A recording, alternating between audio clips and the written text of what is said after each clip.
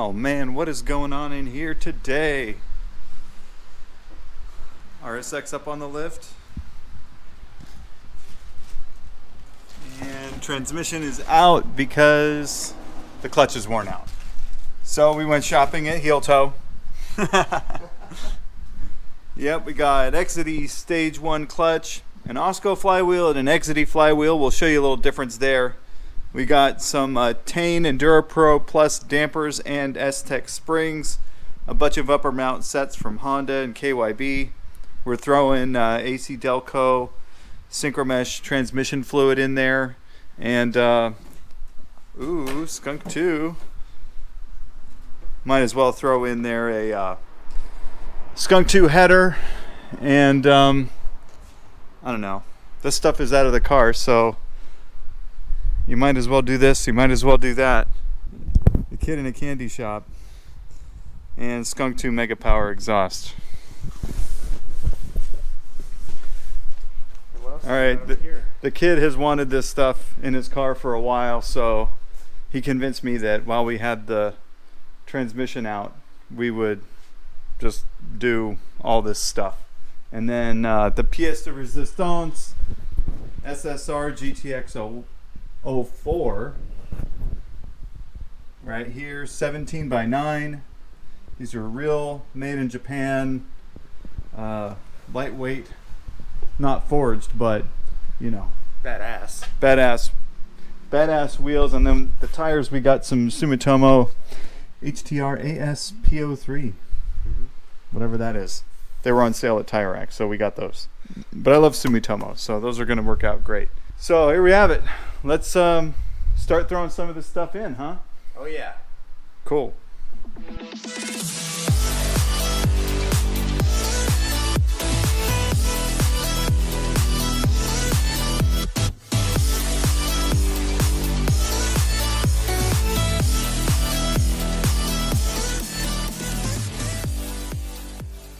All right, so you're joining us after the transmission's already out of the car. We didn't really think you needed to sit through that. We just followed the factory service manual, and bolt by bolt, everything comes out perfectly. So here we are at the clutch. We noticed that under load, low RPM, and fourth gear, that's kind of how you test. When you hit the gas, it puts a lot of load on the clutch, and if the RPMs go up but the car doesn't accelerate, their clutch is bad, and it was definitely doing that. So here we are taking it off. I've already got the pressure plate bolts removed. So let's pull it out of here and see what condition things are in. All right, so here's the pressure plate, and you can see all on the friction surface here, there's a lot of heat buildup. It's kind of like discolored and ugly and stuff. That's just from use. When the clutch disc starts wearing out, it gets thin and slips, and that's when all the heat is generated. You can see there's a lot of heat on the flywheel also, hot spots, discoloring, and a lot of deposits from the disc are on here. So definitely time to replace. Now the disc itself, which a lot of people refer to this as the clutch, this is actually the clutch disc. These springs are being held captive here the way they're supposed to be, but it's a little rattly. So you can definitely tell this thing has been used for a while, and you can see that the material is worn down quite a bit, almost to the rivets here. So when you get some of that, that just means that it's too thin and it's time to be replaced. This is from when I dropped it a second ago, so don't worry about that. But yeah, that's the old worn out clutch. I'm gonna pull this flywheel off and then show you the new parts that we're gonna put in. All right, with the flywheel out, look at all this dirty, grimy buildup here. Gross. So this is the disc material that's worn off of the disc, and you see it's all coagulating around the rear main seal here. That's probably because the rear main seal is probably leaking here, which is pretty typical that you would replace the rear main seal along with this job. And thankfully we have one here. This is the part number. We will link all the parts in this video down in the description, so check that out. But if you're going to be doing a clutch and flywheel, plan on doing the rear main seal also. It's a really cheap thing to replace once you're in here, but it's a lot of work to get to it, so highly recommended. Okay, here's the clutch parts that we're going to be putting in the car. The old pressure plate is here, the old disc is here, and we've got the new pressure plate and the new disc. So basically these are the same brand. What comes out of the car is made by Daikin Corporation, which is Exedy brand, and the same stamping exists on both the old pressure plate and the new one. You can kind of see. So that's kind of reassuring knowing that's an OE quality part, but it is going to have an upgraded diaphragm to give better clamping force. And when you go to the disc, you can see that they also look kind of the same, but these springs are beefier than these springs, and also the material has got a little bit more grip to it. And basically that's just going to mean that this clutch is overall going to feel like a more sporty performance, like sport type clutch, without being like a racing clutch. It'll still drive smooth and easy and quiet and all of that, which I think is appropriate for the, you know, sort of everyday driver car that this is. Now onto the flywheels. Here you can see the original flywheel is here. The original RSX Type S flywheel is pretty thin. It's not really heavy. You know, I don't have a scale here to weigh it for you, but it's not too heavy at all. But I don't think we're going to put a factory flywheel back in this car. So we're going to go with a lightweight flywheel. We have two options here. We've got the AASCO billet aluminum, and then we have this Exedy chromoly flywheel. They're basically both pretty lightweight. I think the aluminum one is actually, yeah, noticeably lighter. And usually my opinion is, if you're going to put a light flywheel in, put the lightest one you can. All right, there's a lot of chatter online about not going too light on the flywheel because the car gets tough to drive and all that, and there is something to that. But this car is 2-liter engine. The VTC capability that it has with the VTEC system allows for a really broad torque range. There shouldn't be any problem getting off the line with one of these light flywheels. So, you know, what light flywheel does is add responsiveness to the engine. So when you blip the throttle, it's going to go a little bit more active. It also is going to add power to the wheels. So more power is going to get to the wheels because it doesn't have to go into spinning the heavier flywheel. So, you know, if the benefit is lighter weight, then my general feeling is let's put the lightest one possible. And that's almost always going to be an aluminum one. AASCO Motorsports has been one of the oldest brands that we've had here at Heeltoe.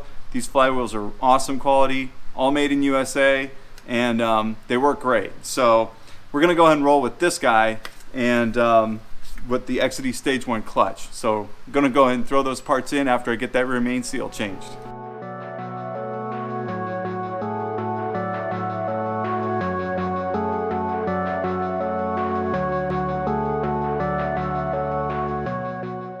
The key to throwing these seals in here is, honestly, you should probably have a seal driver that's the right size. But if you just go slow and easy and even, and you can tap it with the hammer, if you tap very gently, there's a metal ring on the inside of the seal, and you don't want to distort that or deform that because that's what helps it fit right in the end of the block. So just go slow and easy, and you'll get there with it. Just be careful. And you don't want to scratch the crank or any of these other surfaces either, because then that could be a place where a leak could start. When you get down pretty flush with the block, you can use like a socket extension to kind of block yourself up in here. Again, go smooth and easy and even. And that's it. All right, flywheel going in, and it's gonna want to fit pretty snug on the crankshaft, which is perfect. Now, when you get it set here, you can obviously use the bolt to snug it down. Just make sure when you get this thing, this is not a spacer for behind the flywheel, it's a torque plate, and you put it here and tighten the bolts down against this. This is going to help prevent the flywheel from getting marred during the installation and the torquing process. So that's the number one thing. That's not a spacer. Don't put it behind the flywheel.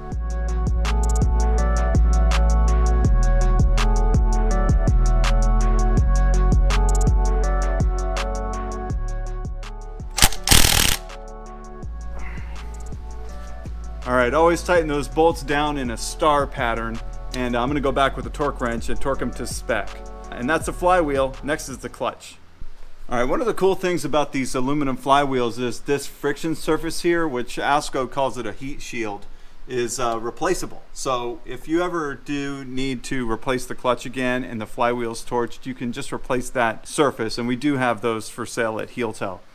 So next you're going to take your clutch alignment tool and stick it through the clutch disc and align that with the crankshaft stub, and that basically centers the clutch disc on the flywheel. Getting this centered is really kind of like important for the installation of the transmission back onto the engine, because the stub here simulates, this basically stimulates the input shaft on the transmission, and if it can slide in here, then that means that it's going to be easy to get the transmission on, or easier. But if it's kind of getting hung up in there, then that's not good. That'll make it more difficult to install the transmission. So before you go to put the transmission on, you should try to make sure that this tool can smoothly go in to the flywheel so that that job happens easier. We've got a little bit of play here. I'm not too wild about that, but we'll just center it up the best we can before putting it all together. All right, so now we got the clutch cover going on. Something to remember here is that these will only go on in one orientation. So as you're trying to align these dowel pins, you'll notice that they don't all line up at the same time sometimes. Sometimes you have to rotate the pressure plate around to get it in exactly the right spot to go on there. So I've had people call and complain and say, oh, it doesn't fit, it's not the right one, and the reality is they just have to rotate until they get to the right index. There we go. And make sure this is pretty centered on there. Cool. Yeah. That's what we want. Okay, so now we can put the pressure plate bolts in and torque those down.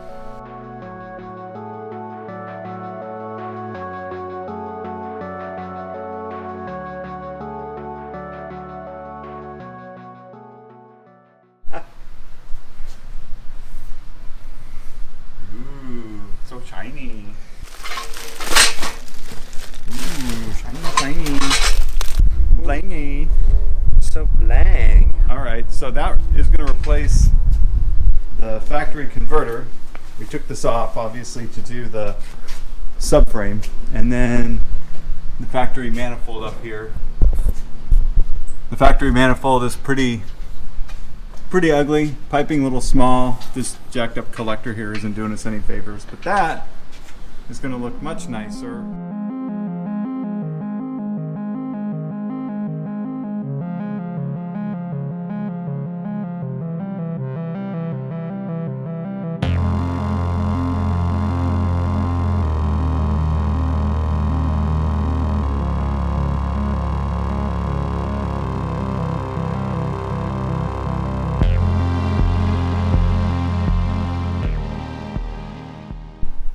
Whew, all right, subframe back in the car. That was yesterday. We had to take a break for some pizza, and now we're back the next day.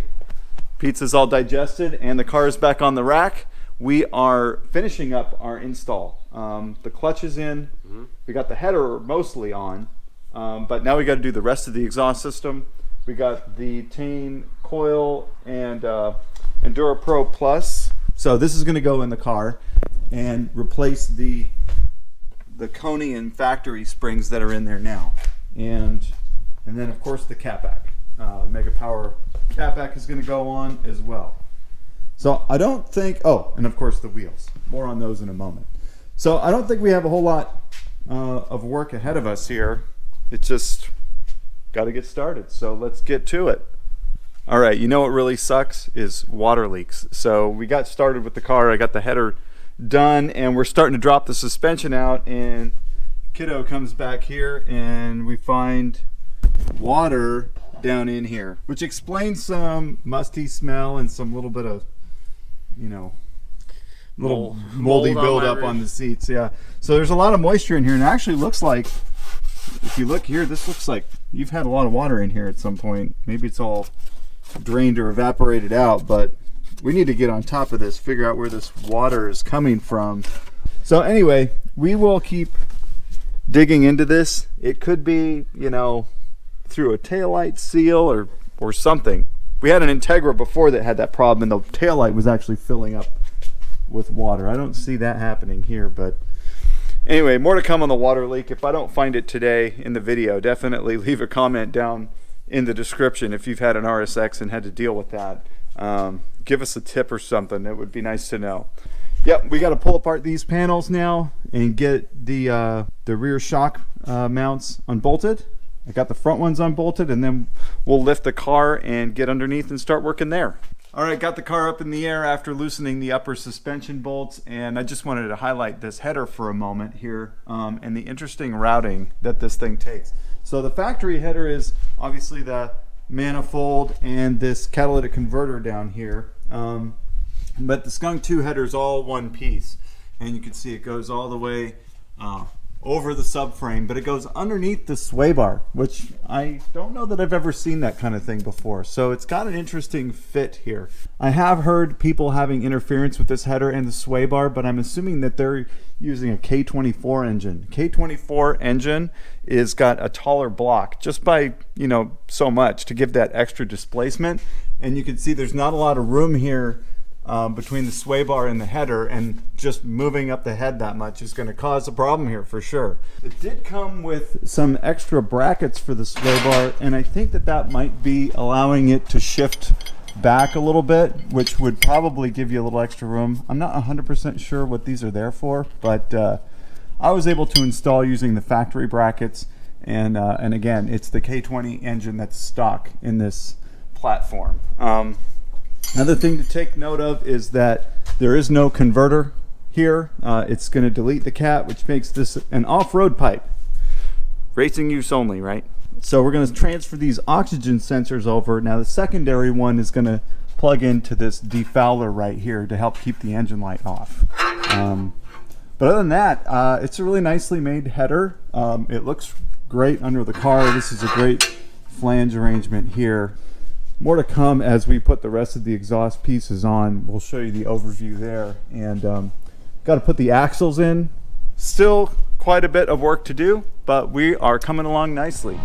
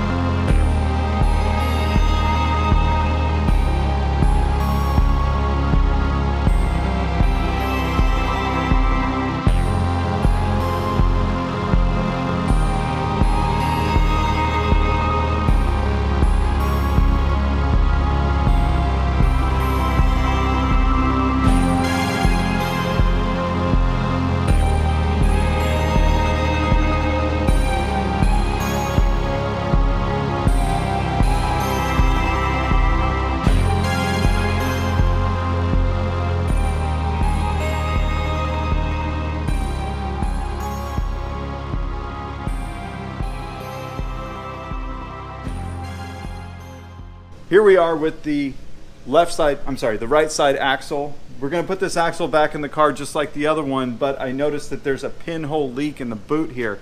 And when you have a leaky boot, you're going to get like grease coming up like this, you know, and just kind of generally creating a mess. And if all the grease leaks out of the boot, that's when you start having an issue where if all the grease comes out of here, then this joint will wear out and you'll have a problem. So I'm looking at this thing though, and I think, well, in general, this thing's in pretty good shape, and I don't really feel like replacing this boot right now. And I thought, well, let's just put a little Band-Aid fix on it. So I'm going to, first of all, you got to find where the pinhole is, and I found it.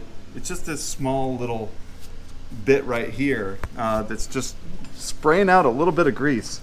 It is not otherwise creating any kinds of trouble. So what I'm going to do is just clean this area, get some parts cleaner, you know, get that nice and clean, and you know, you want it to be fairly dry.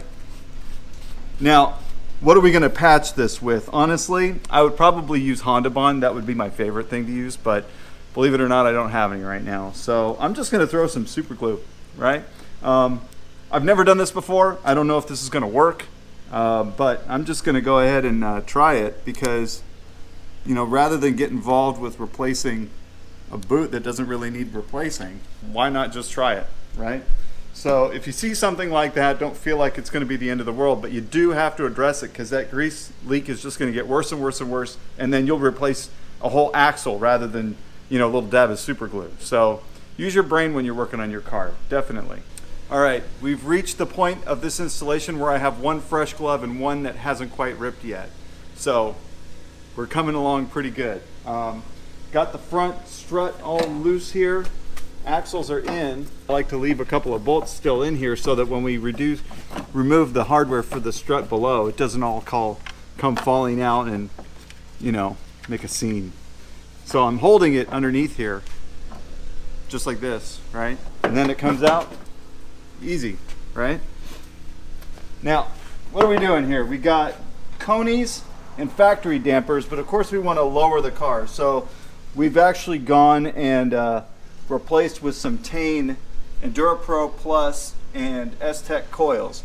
We were going to do coilovers on this, and we probably will at some point, but I wanted to highlight that these spring and shock combination is a really good sport upgrade. If you're not looking to do coilovers, this is going to have a nice aggressive lowering with the S-Tech springs, but Tein is now making these OE shape dampers. A little bit more aggressive valving than stock. They say it's about 15% more sporty than stock. And then the Endurapro Plus versus the Endurapro has adjustable damping force at the top here, so you can dial in the ride and handling to your liking. I've pre-assembled these with a mix of OEM and KYB upper mount parts. Genuine factory parts weren't all available, so we mixed it up with some KYB parts. I feel fine about that. You know, we'll be all right. But we're looking forward to seeing how these fit. Now, important thing to note is that there's a difference between 02 and 04 RSX and 05 and 06. 05 and 06 RSXs, the front springs are coiled in opposite directions, so the upper mounts and everything are different. I actually am installing some 04, 02 to 04 springs and converting it to fit in this car. And you can do that if you use all 02 to 04 parts, but you can't mix and match upper mounts from the newer car and the older one. So these are all pre-facelift upper mount parts designed to go in, you know, any RSX. So just keep that in mind. If you have a different year RSX, you'll have to get the appropriate year springs and upper mounts. All right, let's go throw them in.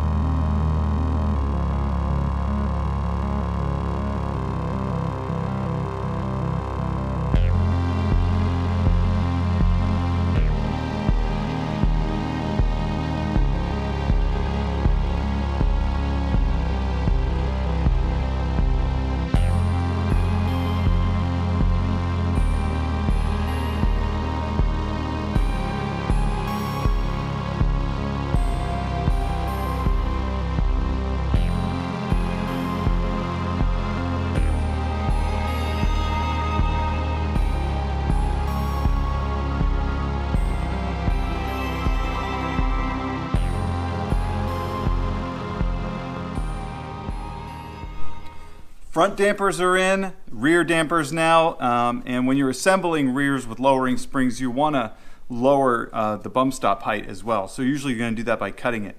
Tein springs, and actually most aftermarket lowering springs, are going to come with a document that tells you which front or rear bump stop you need to trim and by how much, and even Tein goes so far as to tell you what type of cut. So sometimes they'll have you take from the top, sometimes from the bottom. On occasion, they'll have you take something from out of the middle because these are like a tuned bump stop. It says to take about a ½ inch off. I'm just going to go to this line here and trim it. It's probably not like super critical to get this exactly right, but just do your best and make sure you do trim it though, because if you don't and you're bouncing off the bump stops all the time, the ride is going to get really bad and it'll actually wear out the dampers quicker than they're meant to also. So it's especially important in the rear because a lot of the rear stroke is where the ride and handling is going to get balanced out. So there you go. Lowered bump stop to go with our lowering springs.